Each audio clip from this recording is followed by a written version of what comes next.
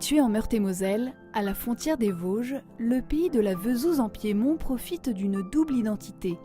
Le territoire affiche deux reliefs différents, une plaine du côté meurthe-et-mosellan, alors que du côté vosgien s'étend un espace vallonné avec un point culminant à 447 mètres, le col de la Chaplotte.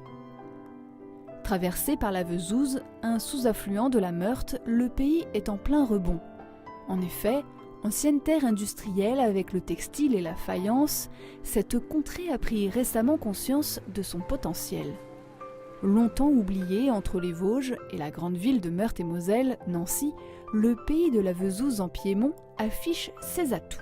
Ici, la nature est une force, la vallée alluviale de la Vesouse est un site remarquable.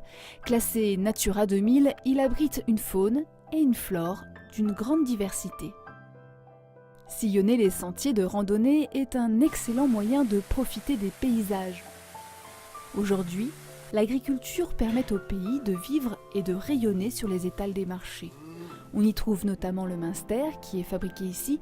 Le pays obtient l'appellation d'origine contrôlée en 1989. Le pays de la Vesouse en Piémont est chargé d'histoire. Point stratégique, entre la Meurthe-et-Moselle et les Vosges, de nombreux villages ont été détruits pendant les conflits mondiaux. Le col de la Chaplotte est le symbole de ces guerres. Théâtre de violents affrontements lors de la Première Guerre mondiale, 2000 soldats français y ont perdu la vie. Les entonnoirs de l'Intré témoignent de l'intensité des combats pendant la Grande Guerre. Le territoire s'est lancé dans la grande aventure des énergies renouvelables avec l'implantation d'éoliennes en 2005.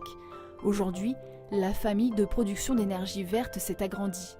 Patrick-Louis Caster est le président de l'association La Route des énergies renouvelables qui fait découvrir les différents sites de production. Il nous emmène à une station de méthanisation qui produit électricité et chaleur.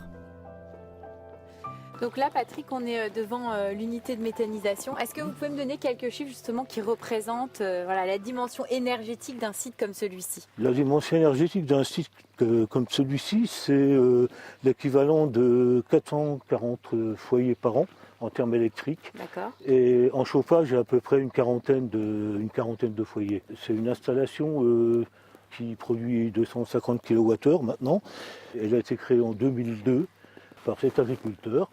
C'était le pionnier de la méthanisation en France. D'accord. Donc c'était une petite unité à l'époque et donc il l'a modifié dans les dernières années pour remonter en puissance parce que pour pouvoir retravailler un petit peu avec EDF les tarifs du kilowattheure vendus. Voilà. Donc c'est un des sites qui fait partie de la fameuse route des énergies renouvelables. Voilà, tout à fait, oui. Quels sont les autres sites qu'on peut découvrir? Vous pouvez découvrir donc le parc éolien du Haut-des-Ailes qui se trouve donc à Igné, Repé, enfin tous les petits villages qui sont autour. Il y a 22 éoliennes. Il y a le site donc de Rayon, c'est la Croisée Découverte. La Croisée Découverte, c'est un gîte d'étape, aussi un centre de formation en bois. Et eux, à l'époque, ils ont installé des panneaux photovoltaïques, à 240 mètres carrés de panneaux photovoltaïques. À Rayon, c'est ce qu'on appelle le bois solaire, parce qu'en plus, ils ont installé une unité de chauffage en plaquettes de bois. Avant, c'était du gaz citerne. Donc, c'est 18 centimes du kilowatt, tandis que le bois, c'est 4. Donc, il n'y a pas photo. Donc, ça aussi, c'est un des sites des énergies renouvelables. Et on va aussi à Maché. Maché, c'est la dernière scierie du Piémont vosgien côté Meurthe-et-Moselle qui est mue par l'hydraulique. Ils ont fait un canal d'amener et une chute de 40 mètres pour pouvoir faire fonctionner une turbine qui entraîne une génératrice et après, par des entraînements mécaniques, on fait tourner la scierie. Quel est pour vous justement l'objectif de cette route? C'est de sensibiliser les gens à l'énergie renouvelable en fait, parce que les énergies fossiles, on pense peut-être qu'un jour elles vont s'amenuiser de plus en plus. Le nucléaire, beaucoup, vous le connaissez sûrement le problème aussi, on en parle beaucoup, il y a beaucoup d'opposants, etc. Bon, on n'est pas là pour discuter si c'est pas le débat du jour. C'est pas le débat du jour. Mais ça nous permet de dire, ce qui nous reste quand même, il y a le vent qui ne coûte rien. Le bois, c'est de la régénération, donc le bois se génère. En plus, le bois, l'avantage, c'est que qui pourrissent ou qui brûlent, ils dégagent la même CO2. Ensuite, la méthanisation, c'est le gaz. Donc, c'est de la revalorisation des déchets naturels des bêtes pour faire du chauffage et fournir de l'électricité. Et la troisième, c'est l'hydraulique. On ne l'a pas inventé. Ça fait longtemps que l'hydraulique existe. On essaye d'expliquer pourquoi, comment cette énergie, c'est aussi une énergie gratuite. On utilise juste la force de l'eau, quoi. Qu'est-ce qui a fait, Patrick, que vous ayez envie d'intégrer un projet comme ça ? Parce qu'aujourd'hui, il y a une grosse réponse au niveau énergétique. Les gens s'inquiètent beaucoup de savoir que l'avenir au niveau de l'écologie, de l'environnement, et ça va permettre, je pense, dans les années à venir, de pouvoir suppléer tout ce qui est énergie fossile ou même de les remplacer à court ou à long terme. Donc moi, mon but, c'est de pouvoir expliquer, faire connaître un peu toutes ces énergies au travers de cette association, pour bien que les gens comprennent bien que l'avenir est franchement dans ce domaine-là, dans ces domaines d'énergie renouvelable, pour qu'on puisse une fois, peut-être un jour, éviter à la planète de se dégrader de plus en plus comme ça se passe aujourd'hui.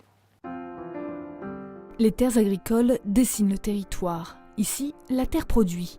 Situé à Rayon, le GAEC de la Mai est en bio depuis 1968. Les agriculteurs sont ambitieux et créent leur fromagerie en 1975. Le lait bio du GAEC et des producteurs voisins alimentent l'entreprise pour produire des fromages, des yaourts, de la crème et du fromage blanc. À la tête de cette PME, Laurent Berthaumieux est dans son élément. Ce Parisien de naissance n'imaginait pas qu'il marcherait dans les pas de son grand-père fromager. Donc Laurent, c'est quel type de fromage là ? Donc ça, c'est un bon lorrain, c'est une pâte pressée non cuite, donc à base de paprika, donc ce qui lui donne sa couleur et son goût. D'accord. Donc c'est un produit bon lorrain, c'est un produit local en fait, c'est une tome qu'on vend localement, donc pour les gens qui connaissent ici, et puis pas mal aussi dans les collectivités, dans les écoles, voilà. Et pourquoi c'est important de conserver justement des produits locaux ? Alors, c'est important. Locaux, avec cette dimension lorraine. C'est important parce que c'est quand même notre histoire. On est en Lorraine, on n'est pas en Bretagne. Et puis c'est un produit qui a été élaboré ici, en fait. Donc je dirais la fromagerie a élaboré cette recette. Le bon lorrain avec cette recette-là, ça se fait qu'ici. Donc c'est important que nous, on continue à le fabriquer, puis qu'on essaie même de le promouvoir, de le mettre en avant. Localement et puis voilà, si possible au-delà même de la région, mais déjà au moins sur la région qu'on le connaisse mieux. Alors d'où vient le lait qui est utilisé ici ?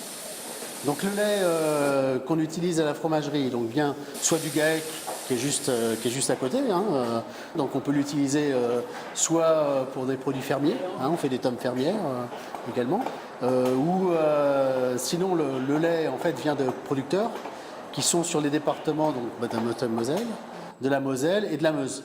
Donc on organise une collecte auprès d'une quarantaine de producteurs et le lait donc, est acheminé tous les jours ici. Qu'est-ce que vous produisez ici ?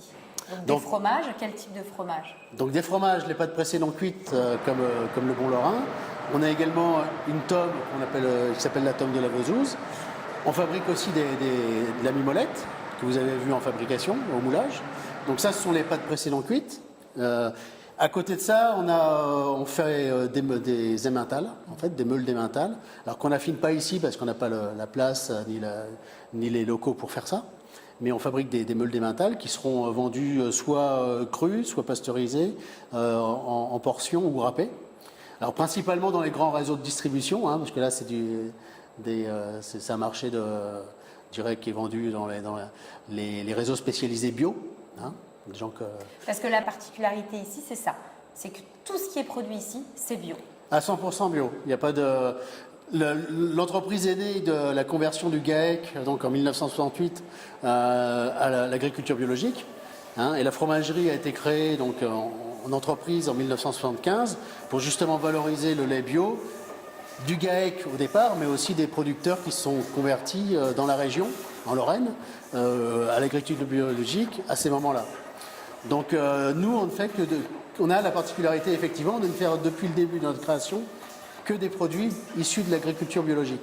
Alors, depuis la création, donc vous me disiez tout à l'heure, c'était en 75.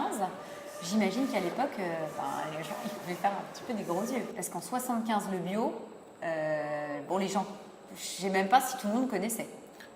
Alors, moi, j'étais pas là, hein, donc, mais effectivement, hein, je dirais, on a quand même affaire à des gens qui étaient visionnaires, précurseurs, certainement qui sont passés pour des fous, des inconscients, voilà. En plus, on était juste après les périodes 68 en France, mais effectivement, aujourd'hui, la grande particularité, notre grande force, c'était effectivement que Fromagerie de la Mecque, Biogame, on a démarré 100% bio. Depuis 40 ans, presque 50 ans, on ne fait que du bio. Et en fait, je dirais, on a largement contribué à structurer, l'entreprise a largement contribué à structurer la filière laitière bio en Lorraine. C'est-à-dire que si, à un moment donné, ces gens-là ne s'étaient pas convertis à l'agriculture biologique, certainement qu'il n'y aurait pas eu la collecte de lait telle qu'on la connaît aujourd'hui, il n'y aurait pas eu autant de producteurs qui se seraient convertis dans les années à suivre, il n'y aurait pas eu cette filière, si vous voulez. Il n'y aurait pas eu cette structuration avec des débouchés. C'est-à-dire que quelque part, collecter du lait bio, il faut aussi pouvoir le transformer localement. Hein, si demain je vous dis que le lait qu'on collecte dans les fermes de Lorraine va ailleurs, bah forcément on va perdre un petit peu quand même de la philosophie et de la philosophie même. de base. Ouais. Et c'est bien la création de la fromagerie, c'est bel et bien au maximum de valoriser le lait bio de la région. Le pays de Vesouz en Piémont montre deux visages avec sa nature exploitée pour nourrir les hommes et sa nature préservée pour s'épanouir. La Maison de la Nature, située à Saint-Sauveur, est implantée en lisière de forêt. Ici est le point de départ vers différents sentiers de randonnée. C'est un lieu qui assure le lien entre les hommes et la nature. Mathilde Crively nous propose une promenade en vélo électrique, le plaisir du deux roues sans l'effort. À vélo ou à pied, la forêt ici nous appelle et devient irrésistible.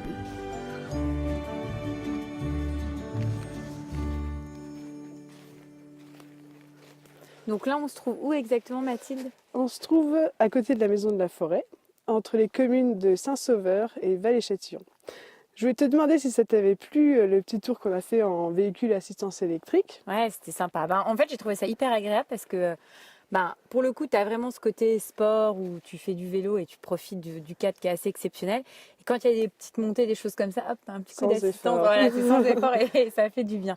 Justement, comment et pourquoi vous avez eu cette envie de mettre en place ce système de vélo électrique? Qu'est-ce qui a fait tilt? Alors déjà, c'était pour montrer aux personnes qu'on peut trouver, enfin aux visiteurs de la Maison de la Forêt, qu'on peut visiter le territoire autrement avec donc les véhicules assistance électrique.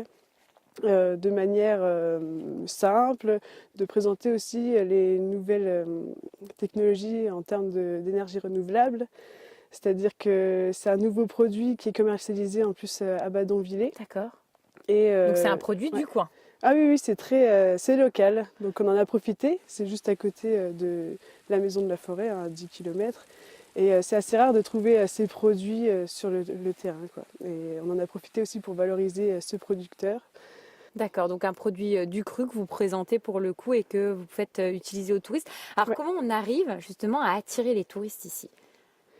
Alors on mise justement sur la géographie du lieu, c'est-à-dire que c'est en Meurthe-et-Moselle, mais très proche des Vosges. Alors ce qui est intéressant, c'est que voilà, Badonviller qui est à 10 km, on n'est pas du tout dans cette même ambiance. Non. Et là on débarque en pleine forêt, c'est assez dépaysant et il y a cet effet Vosges qui est présent en fait. Et c'est vraiment un mélange entre Meurthe-et-Moselle et Vosges et ça permet de pouvoir bifurquer vers l'autre département. D'accord, en fait c'est une transition entre la Meurthe-et-Moselle et voilà, les Vosges. Voilà, c'est une belle transition, d'où le terme piémont-vosgien. Mais est-ce que justement on arrive quand même à rivaliser avec les Vosges? Alors, c'est possible, on y croit? Après, il y a aussi cet aspect géographique, c'est-à-dire qu'on est On n'est pas très loin de Nancy, de Strasbourg. Il y a aussi l'espèce de triangle d'or entre la Moselle, les Vosges et la Meurthe-et-Moselle. On attire beaucoup de locaux. Les communes de Cirey, Badonvillers, Petit-Mont, toute la communauté de communes. Après, là, de plus en plus, on attire les personnes des grandes villes du coin, donc Lunéville, Nancy, ça reste très proche pour eux. Parce que les Vosges, tout de suite, c'est dans les Vosges, tandis que là, ça reste très proche. Voilà. Comment on les attire? On les attire par la communication, parce que pour aller à la Maison de la Forêt, il faut quand même vouloir y aller, il faut connaître le lieu. Donc on mise sur la communication banale, enfin des dépliants, Facebook, site internet, et puis aussi le bouche à oreille. C'est surtout ça qui fonctionne ici. Et aussi avec les offres touristiques qu'on propose, donc la location des véhicules à assistance électrique, la location d'un refuge qui se situe juste à côté de la Maison de la Forêt, des circuits de randonnée. Ici, c'est vraiment propice à aller se balader. Aujourd'hui, ce territoire-là doit être et est un territoire de randonnée. Oui, c'est le moteur. Le tourisme vert est le moteur, en fait. Et puis, c'est un tourisme qui est assez récent, c'est très peu connu. C'est vrai que le tourisme forestier, et en plus, c'est pas cher, et c'est une des richesses de la Lorraine en général. Donc, le coin est aussi représentatif de la nature lorraine. Comment on explique cette philosophie verte propre au territoire? Je dis ça parce que c'est vrai qu'on est assez bluffé. Il y a la fameuse route des énergies renouvelables. Là, on utilise le vélo électrique qui est fabriqué ici. Voilà, depuis quand cette philosophie écolo, elle est arrivée? C'est l'envie des personnes de découvrir la nature, en fait, qui est proche de la ville. C'est sûr qu'en ville, on ne peut pas retrouver ce qu'on retrouve ici. En même temps, on n'est pas dans les Vosges, mais on est proche de Nancy. Il faut vraiment une transition entre les deux. Et du coup, c'est vrai que c'est un besoin continuel de l'être humain qui a perdu cette envie de se rapprocher de la nature. Maintenant, il la retrouve de plus en plus. Et donc c'est pour ça qu'ici, c'est intéressant pour se ressourcer. En fait, les personnes viennent pour s'évader, se promener. Voilà, ici, on n'entend rien, on capte pas.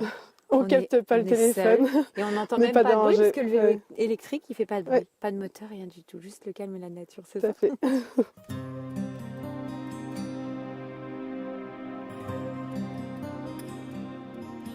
Terre de création, le pays abrite des hommes et des femmes à la fibre d'entrepreneurs.